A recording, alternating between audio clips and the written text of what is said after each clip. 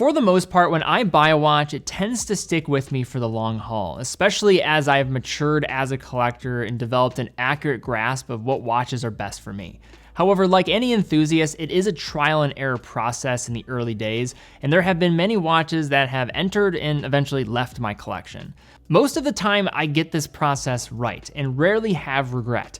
But the piece that we're covering today is one that I previously owned, and for years I've been itching to own it once again. This is actually the only time in my collecting journey where I have purchased the same watch a second time. What is it? The Sinn 104. As I have mentioned on the channel in the past many times, one of my gateways into appreciating fine watches came from the designs out of Germany. Similar to any nation, there is an absurd variety in approach. However, the sense of form following function was a concept that I appreciated philosophically, as well as what it culminated to represent in practice with looks. A brand that quickly rose the ranks of favorites of mine was Frankfurt-based Sinn. The unrelenting pursuit of producing brutally functional and well-engineered timepieces was a massive draw and resonated greatly with my collecting interests. One of the watches from their broader collection that caught my eye was the Sinn 104, a piece that was first released in 2013. Its stark contrast, countdown bezels, superb water resistance, versatile appearance, and amazing dimensions were enough to grab my interest, but it was the release of the white dial in 2017 that was enough to push me over the edge to purchase one. In my time owning the watch, it was always ready for adventure and was a functional companion for the everyday. As I recall taking it on several journeys, including a memorable family trip to Wyoming where I pushed the watch to its limits on a variety of fronts. As much as I liked the 104, in this period, I still was dialing in my preferences on what I wanted to collect, and I eventually found myself wearing it less and less. I was a little unsure about what was going to happen and what the future was going to hold for this watch, until one day when my cousin, who is a pilot, was visiting and asked to see some of the watches that I had collected to that point. Of all the pieces in my watch box at that time, his eyes immediately were set on the Sinn with its unapologetic aviation roots. Initial interest turned into serious discussions of asking me how much the watch was, and one thing led to another where I ended up selling it to him. And I will add, for a fair price to go along with it. In the years since, that watch has been able to travel the globe through his journeys as a pilot, which has made my decision to part with it a little bit easier to stomach. That said, there have been countless reoccurring moments where I've thought to myself, I should get one of these again. While unable to resist any longer, and with the added benefit of the watch unveiling a new clasp, I decided to pull the trigger for a second time. To get specific on the exact version, this is known formally as the Sinn 104 IST-SA on the new H-Link bracelet. To understand what those letters mean, I stands for indices, ST refers to stainless steel, and SA being a call out for sapphire. So first, looking at the case, the dimensions of this watch are hard to comprehend until you put it on the wrist. This is quoted as having a diameter of 41 millimeters, which is a number you get when you're measuring across the outermost point of the bezel to the other side. When measuring the underlying central case though, it comes in at 40 millimeters, which I find to be a much more accurate representation of how this watch wears. Combining this with a compact lug-to-lug of 47.2 millimeters and a thickness of 11.9 millimeters, the 104 wears unlike basically any other 41 millimeter watch out there because it really isn't one. And I'll throw this out there as another point of reference. The Tudor Blackway 58, which is a 39 millimeter diameter watch, has a thickness of 11.8 millimeters and a lug-to-lug of 47.5 millimeters.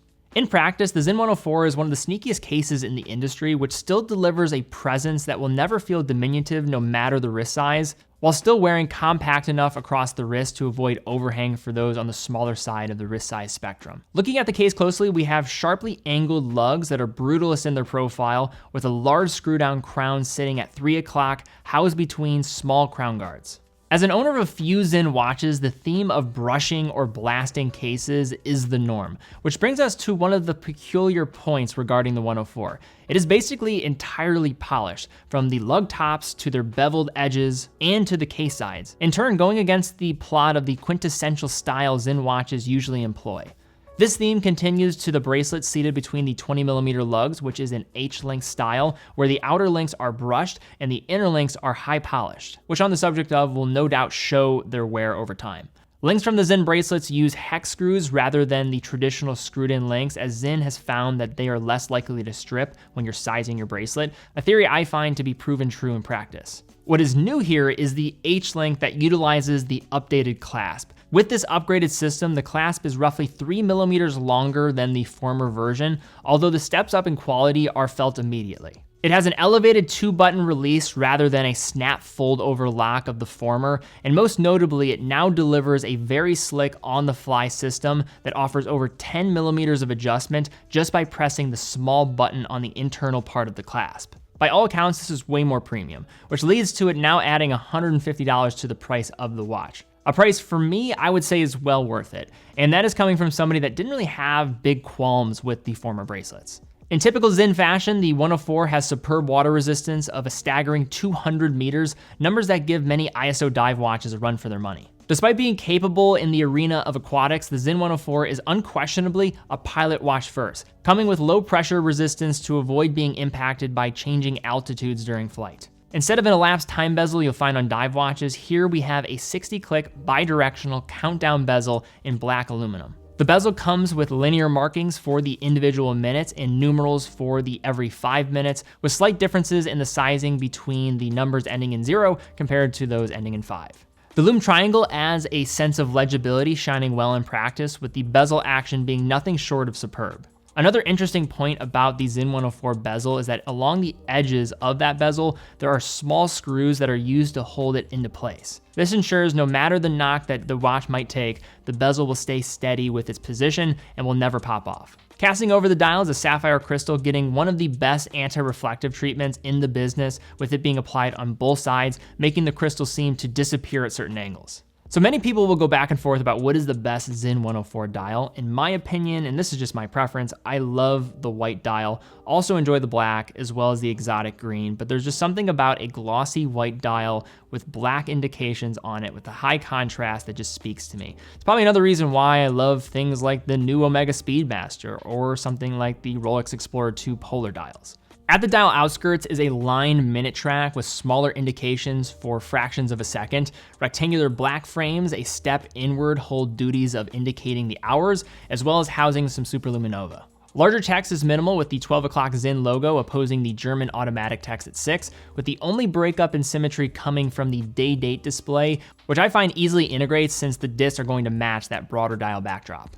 At center are black framed hands with superluminova in the syringe style for the hours and minutes, with an ornate seconds hand sweeping along the outside, all offering sensational legibility in both the daytime as well as at night.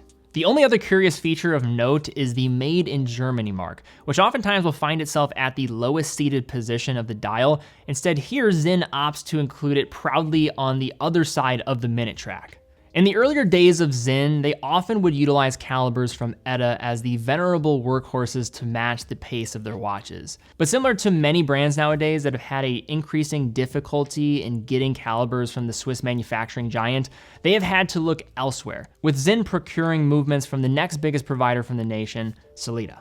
So Sellita has soared as of late, with their movements becoming nearly as ubiquitous as ETA nowadays, developing reliable and no-nonsense movements across the board. The caliber on the inside of the 104 is the SW220-1. In other words, the day-date 3-hand caliber that represents Sellita's answer to the ETA 2836-2. The movement operates at 4 Hz, 28,800 vibrations per hour, has a power reserve of approximately 38 to 40 hours, and delivers hacking and hand winding as well. It's important to note that Sinn is not merely just dropping in a movement into the case and calling it a day. This is a top grade version of this caliber, showcasing a higher level of finish on the bridges. It has blued screws and has the conventional golden tone Sinn rotor, which makes this a fairly attractive presentation. Further, Sinn has developed a solid reputation for their regulation and testing, with this watch following the DIN or DIN 839 standard of magnetism, the German equivalent to the ISO standard. And with these being regulated in Frankfurt,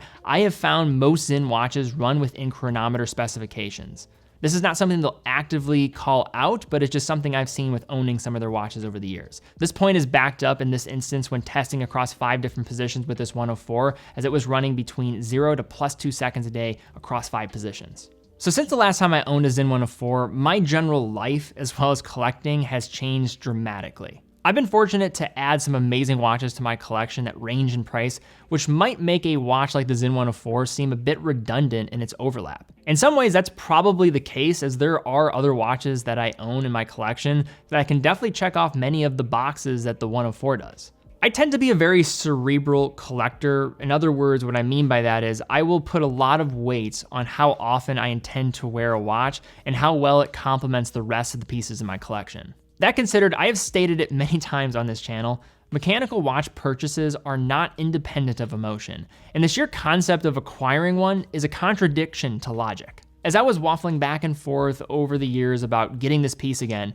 it was never the rationale of the decision that was calling me, which is quite ironic given that this is a watch with surgical-like precision with its design. This was a watch that instead represented a part of my collecting journey. It was featured in the first video to ever appear on this channel. It reminds me of my family, past adventures, and with every look down, it's a time capsule of my journey as a collector and a person. Watches, similar to life, rarely follow a linear trajectory, with winding roads that can have you traveling a great distance, only to find you returning to a point you were already at. In some circumstances, this can be pretty frustrating, and for others, similar to what I sense when wearing the 104 here, it's a reminder that maybe you should have never tried to leave in the first place.